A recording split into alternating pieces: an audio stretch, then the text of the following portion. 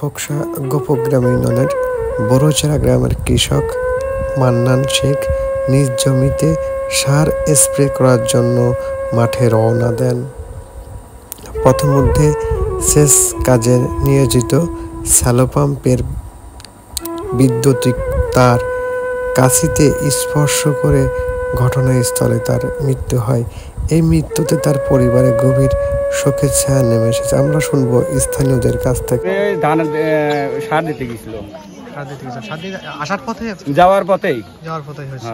ওই ডিশ ওর ফুফাতো ভাই আবার হচ্ছে ওখানে। তারটা কি পানির সঙ্গে ছিল না একটু উপরে ছিল? ধানের উপরে ছিল আর কি।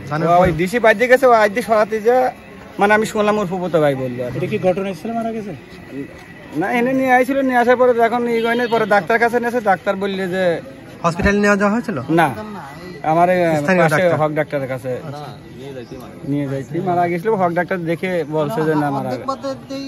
ধন্যবাদ। দর্শক ইতিমধ্যে দেখতে পাচ্ছেন কিভাবে মারা গেল। আমি গাড়ির মাঠে উঠে দিতে গিয়েছে, সারগুলো সার মাথায় করে মাথায় গিয়ে সার মাথায় গিয়ে তারপরে বাজিয়ে দিয়েছে, ঝুলিয়েছিল। আর যে সব লাগিয়ে গেছে, ফুলিয়ে গেছে। আপনার ছেলের নাম কি? আপনার মান্নান শেখ। আপনার নাম? আমার নাম রহমত আলী শেখ। আপনার ছেলের কি বাচ্চা কাচ্চা কয়টা? আমার ছেলের বাচ্চা হবে 3 ছেলে 1।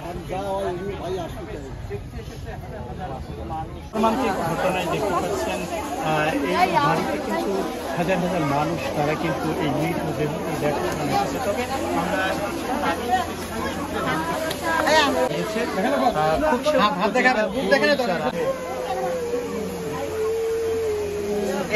হাতে ইয়ে হয়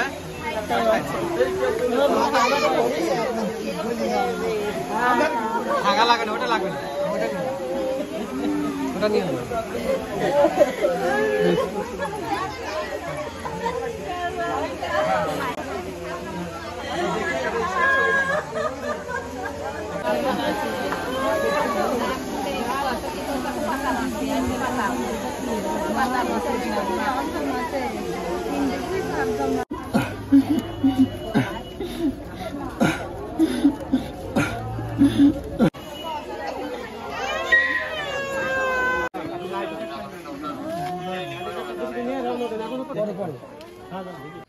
মানুষ করে আমার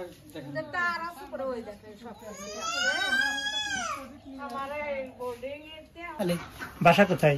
খোকসা বড়চারা, উত্তরপাড়া গ্রাম। আচ্ছা, আমরা জানতে পেরেছি যে আপনার মাঠে যে স্যালো আছে, এই স্যালো মোটরে যে বিদ্যুৎ নিয়েছেন, এই তার থেকে একজনের মৃত্যু হয়েছে। আসলে কি হয়েছে বলেন তো ঘটনা? তারটা বেশ খানিক উঁচু হলে, বুঝছেন, ওনার একটু লম্বা মানুষ, তার একটা বড় কাশি হাতে ছিল, ওই কাশিটি হয়তো বাজে আর একটা সারের ডিশ মাথায় ওইটা বাজে, কাশিটি বাজে তারটা কেটে তার হয়তো বুকের উপর পড়েছে।